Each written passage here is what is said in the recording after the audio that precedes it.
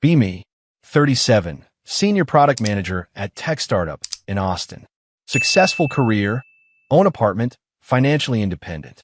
Everything I was supposed to achieve as modern woman.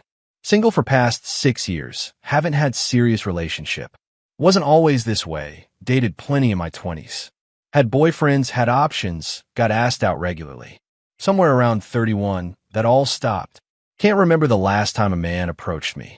Last time I got asked out in person, genuinely can't recall. Tell myself, it's because I'm intimidating now. Successful women intimidate insecure men. That's what my friends say, what articles say. Men can't handle strong, independent women. So they avoid us, pursue younger, less accomplished women. That's the narrative I believed for years. Last night at a bar with coworkers, Friday happy hour. Group of us, mixed gender, celebrating project launch. Attractive guy at the bar, keeps looking over. Making eye contact, smiling, clearly interested. Feel a flutter of excitement. Hasn't happened in forever. Wait for him to come over, buy me a drink. That's how it used to work, men approached.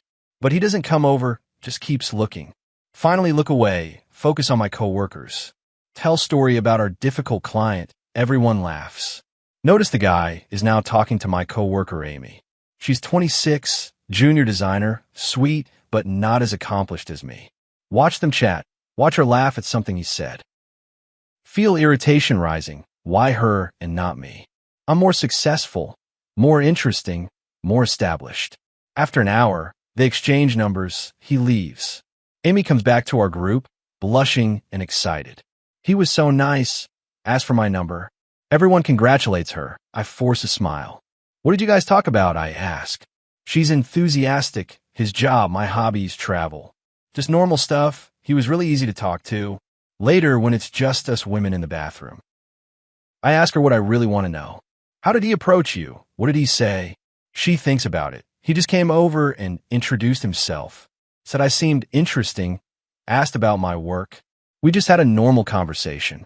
Feel frustrated? He was looking at me first. Why didn't he come talk to me instead? Amy looks uncomfortable. Doesn't want to answer. Come on, be honest. What's the difference? She debates, then decides to tell me the truth. You seem kind of unapproachable. Like you judge guys who try to talk to you. Feel defensive immediately. That's not true. I mean, you talk about how men are trash a lot. About toxic masculinity and male privilege. Guys probably hear that and stay away. The observation stings because it might be true. I'm just being honest about gender issues. Amy nods diplomatically. I know, and that's valid. But it also might be why guys don't approach you. Go home that night thinking about what she said. About my reputation, how I'm perceived. Pull up my social media, look at recent posts. See what others see when they look at my profiles. My Twitter is all political, all feminist commentary. Men are trash, retweeted multiple times. Abolish the patriarchy in my bio. Posts about toxic masculinity, male privilege, mansplaining. Articles about why women don't need men. Threads about how terrible dating is. My Instagram isn't much better. Photos of me at feminist rallies and protests. Captions about smashing patriarchy. Stories about terrible dates and awful men. Memes about how men are useless. Look at this through a potential date's eyes. What man would approach someone who posts this? Who would risk rejection from someone who clearly hates men? Spend the weekend really examining my social media history. Going back years, seeing when the tone changed. In my 20s, posts were lighter, more balanced. Pictures with boyfriends, fun dates, happy moments. Some feminist content, but also personal life. Around age 30, the tone shifted dramatically. After a bad breakup, posts became angrier. More political, more anti-men, more aggressive. Every bad date became a thread about how terrible men are. Every disagreement became evidence of patriarchy. Every rejection became proof men can't handle strong women. Now at 37, my entire online presence is hostile toward men. No wonder they don't approach me anymore. I've literally told them not to with every post. Monday at work, decide to test a theory. Observe how I interact with male co-workers. Really pay attention to what I say and how I say it. In morning meeting, male colleague suggests an idea. My immediate response is actually, proceed to explain why his approach won't work. Correct his terminology, question his assumptions. He backs down, goes quiet, doesn't contribute again. Notice I do this constantly throughout the day. Correcting men, challenging them, arguing with them. While with female co-workers, I'm encouraging and supportive. The double standard is glaring once I see it. Lunch with my friend Stephanie, 35, also single. We always commiserate about how bad dating is, how there are no good men left, how men our age only want younger women, how we're too intimidating for insecure men. Today I'm seeing this conversation differently. Can I ask you something honestly? I start. Do you think we contribute to being single? She looks confused. What do you mean? Like, do we push men away with how we act? She's defensive. We're just being ourselves. We're confident women who know our worth. Ask her when she last went on a date. 3 months ago, it was terrible. He was boring, basic, had nothing interesting to say. Ask her about the date before that. Same story, boring, disappointing, waste of time. Every date she describes is a disaster. Every man is inadequate in some way. Do you think maybe you're looking for problems? Or going and expecting them to fail? She's offended now. Whose side are you on? I'm just wondering if we're self-sabotaging. If we're so convinced men are terrible, that we make sure every interaction confirms it. Stephanie is upset. I can't believe you're saying this. After everything we've talked about, after all the toxic men we've dealt with. She's right. We have dealt with bad men. Bad dates, bad relationships, bad experiences. But have all men been bad, or have we decided they are? Leave that lunch feeling more confused. That evening, my younger brother visits. He's 32. Happily married for 3 years. Wife is wonderful. They seem genuinely happy together. Can I ask you something weird? I say. Sure, what's up? Why did you pursue Sarah? What made you interested? He thinks about it. She was fun to be around. Easy to talk to. Didn't make me feel judged. We just clicked. Conversation flowed naturally. Ask him if he ever considered asking me out before Sarah. He laughs. You're my sister, that's gross. No, I mean someone like me, my type. He gets uncomfortable, choosing words carefully. Honestly, probably not. Why not? I'm successful, smart, accomplished. You are, but you're also kind of intense. You have strong opinions about everything, especially about men and relationships. He continues carefully. When guys talk about dating, your type comes up, the type everyone's nervous about. This catches my attention. What do you mean, my type? Career women who are very political, who talk a lot about feminism and male privilege, who seem to already hate men before meeting them. Feel hurt, but need to hear this. Some men avoid women like me. A lot of guys do, yeah, because it feels like you're guilty until proven innocent. Like every interaction is a test you're going to fail. His honesty is brutal but necessary. What about confident men, successful men? Don't they want equals? He shakes his head. Confident men want partners. Women who like them, who are happy to see them. Not women who view them as problems to fix, or representatives of patriarchy to educate. Everything he's saying confirms my fears. When you met Sarah, how did she act? She smiled a lot, laughed at my jokes, asked about my interests, shared hers, made me feel good about myself, made me want to see her again. Compare that to how I interact with men, challenging them, correcting them, testing them, making them prove they're not like other men, making them jump through hoops to earn my approval. No wonder they stop trying. Spend the next few days observing couples. At coffee shops, at restaurants, in the park. Watch how they interact, how they relate. The women who seem happy with their partners. They smile, they laugh, they're engaged. They seem to actually like the men they're with. Not just tolerate them or test them. See a couple at coffee shop, woman is maybe 35. She's successful looking, well-dressed, professional. But the way she talks to her partner is warm. She touches his arm when she laughs. Asks his opinion and actually listens. Isn't trying to prove anything or score points. They just seem to enjoy each other's company. Compare this to my last few attempts at dating. Every date was an interrogation, testing their views on feminism, on politics, looking for red flags, for signs of sexism, ready to dismiss them at first misstep, never just relaxing and enjoying conversation, never giving them benefit of doubt, never assuming good intentions, always assuming the worst until proven otherwise. That's exhausting. No wonder men stopped approaching. Friday night, go to same bar as last week. This time I'm alone, specifically to test something. Dress nicely, position myself at the bar. Put my phone away, look approachable. Smile at people, make eye contact, seem open. Within 20 minutes, a guy approaches. Hi, is this seat taken? No, go ahead, I say, forcing myself to be warm. We start talking, normal conversation. He asks what I do. I tell him without over-explaining. He shares about his work as a consultant. My instinct is to challenge him, question him, to ask about the ethics of consulting, to bring up corporate exploitation. Instead, I just listen and ask follow-up questions. We talk for 30 minutes. It's actually pleasant. He's funny, self-deprecating, easy to talk to. Then he mentions he's recently divorced. My instinct is immediate judgment. What did he do wrong? How did he fail? Probably his fault. Most divorces are men's fault. But I catch myself, ask neutral questions instead. How are you doing with that? It's been hard. We grew apart, wanted different things. We're trying to co-parent well for our daughter. He's vulnerable, honest, not defensive. We talk more. He asks for my number. I give it to him, genuinely interested. He texts the next day, asks me to dinner. On the date, make conscious effort to be different. To not interrogate, to not test, to not judge. To just be present and enjoy the conversation. We talk about our families, our interests, our goals. I share about my work without making it political.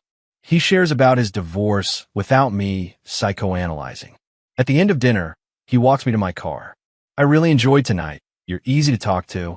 The compliment surprises me. Easy to talk to. When was the last time anyone said that? When did I become difficult to talk to?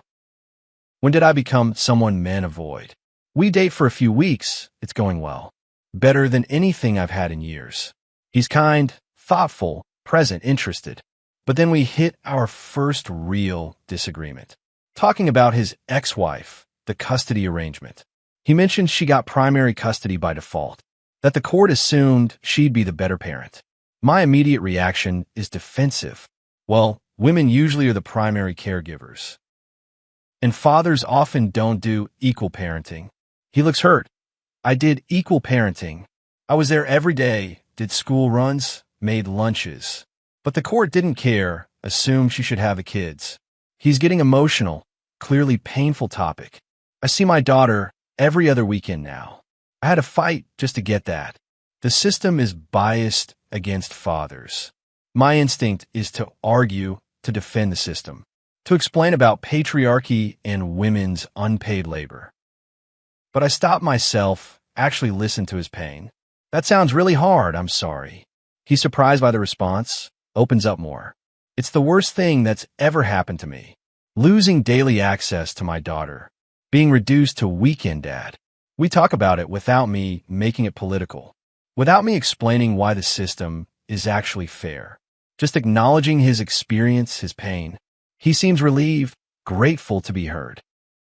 Later that night, thinking about the conversation, about my instinct to defend the system, to explain why fathers deserve less custody, to make his pain about political theory, realize I've been doing this for years, making everything about ideology, making every conversation a debate, making every man prove he's worthy.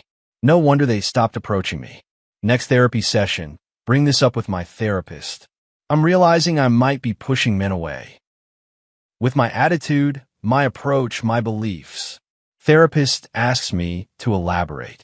Tell her about the social media, the interactions, about how I treat men versus women differently, about how every man has to pass tests. Where do you think that comes from? Think about it, tracing it back. Bad relationship at 30 really hurt me. He cheated, lied, broke my trust completely. After that, I decided all men were suspect, that I needed to protect myself by assuming the worst. Therapist nods, understanding. So you built walls to protect yourself. But those walls also keep people out, keep you isolated and alone. She's right. That's exactly what happened. How do I change that? How do I let people in? Start by assuming good intentions. Not every man is your ex. Most people are trying their best. Spend next few weeks consciously changing my approach. On social media, stop posting anti-men content. Start sharing more balanced, more personal content. At work, stop correcting men reflexively. Start asking questions instead of challenging. In dating, stop testing and interrogating. Start enjoying and connecting.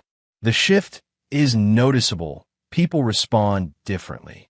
Male coworkers engage with me more. Conversations are easier, less defensive. Men smile at me more, approach me more. My dating life improves dramatically. 3 months later, still seeing the same guy. It's the longest relationship I've had in 6 years. We're talking about moving in together. My friend Stephanie texts me. You've changed. You seem different lately. Not sure I like it. You seem less feminist. Feel sad reading this. She's missing the point. I'm not less feminist. I'm less hostile. Not less committed to equality, less committed to anger. Call her. Try to explain. I'm still feminist. I still believe in equality. I just realized I was pushing people away, making men guilty until proven innocent, making every interaction adversarial. She's resistant, so you're letting men off the hook. No, I'm just not assuming they're all terrible. Not making them pay for other men's mistakes. We debate for a while. She doesn't get it. Still convinced that men are the problem. That being single is because of male inadequacy, not because of her approach or attitude. We end the call agreeing to disagree. But I notice we talk less after that. She's still where I was a year ago.